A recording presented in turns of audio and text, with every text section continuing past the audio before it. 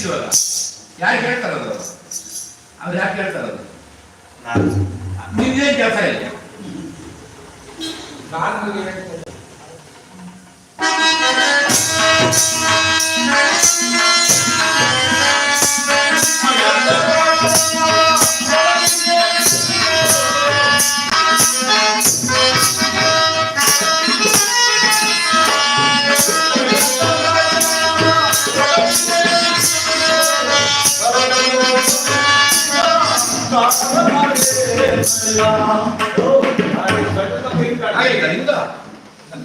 Sir live ಆಗ್ತಾ ಐತೆ, ಹೆಂಗ ಹಂಗೆ ಆಡ್ಬೇಡ್ರಿ.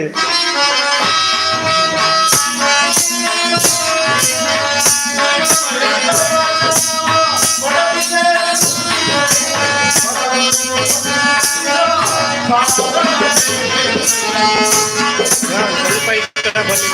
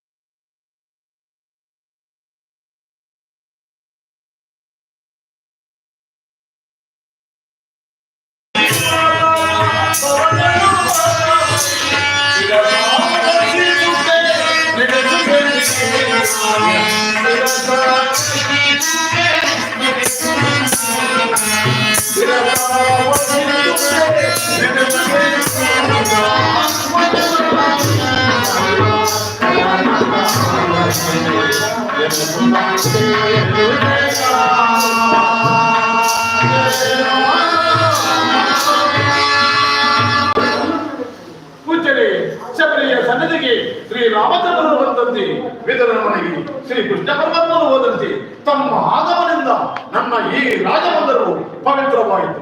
ಆದ ಕಾರಣ ತಾವು ಬಂದ ಸಂಗತಿಯನ್ನು ತಿಳಿಸು ನಮ್ಮ ಮನಸ್ಸನ್ನು ಸಂತೋಷಪಡಿಸಬೇಕು ಸ್ವಾಮಿ.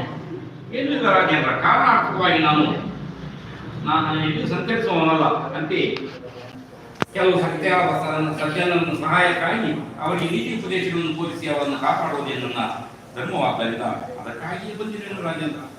ಪೂಜ್ಯರೇ, ತಮ್ಮ ಆಶ್ಚರ್ಯದ ಮಾತುಗಳ ಅರ್ಥವೇನು ನನಗೆ ತಿಳಿಯದು. ಅದರ ಅರ್ಥವನ್ನು ವಿವರಿಸಿ ಹೇಳುವುದಾಗಿದೆ. ರಾಜೇಂದ್ರ, ಕಾರ್ಯಾರ್ಥಕವಾಗಿ ನಾನಿಂದು ಮಾತುದ್ದೇಶಿಗೆ ಹೋಗಿದ್ದೆನು. ಅಲ್ಲಿನ ಶ್ರೀಪತಿ ರಾಜನ ನಿನ್ನ ಮೇಲೆ ಯುದ್ಧ ಸನ್ನಾಹ ಮಾಡುತ್ತೇನು. ಕಾರಣವೇನೋ ತಿಳಿಯದು, ಆದರೆ ಆ ವಿಚಾರವನ್ನು ನೀನು ತಿಳಿಸಿ ಹೋಗೋಣ ಎಂದು ಬಂದೆನು.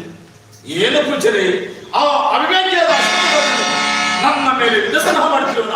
ಏನ ಅಹಂಕಾರಿ ಮತ್ತೆ ಪ್ರಾರಂಭವಾಯಿತೆ ನಿನ್ನ ದುರಾಭಿಮಾನವು. ಅಷ್ಟು ಮಾತ್ರವೇ ಅಲ್ಲ ರಾಜೇಂದ್ರ, ನಿನ್ನ ವಂಶವನ್ನೇ ನಾಶ ಮಾಡುವುದಲ್ಲದೆ ನಿನ್ನ ಮಂತ್ರಿ ಮಾನ್ಯಗಳನ್ನು ಸಹ ಉಳಿಸುವುದಿಲ್ಲವಂತೆ. ಹಬ್ಬ, ಏನು ಅವನ ಗರ್ಜನೆ!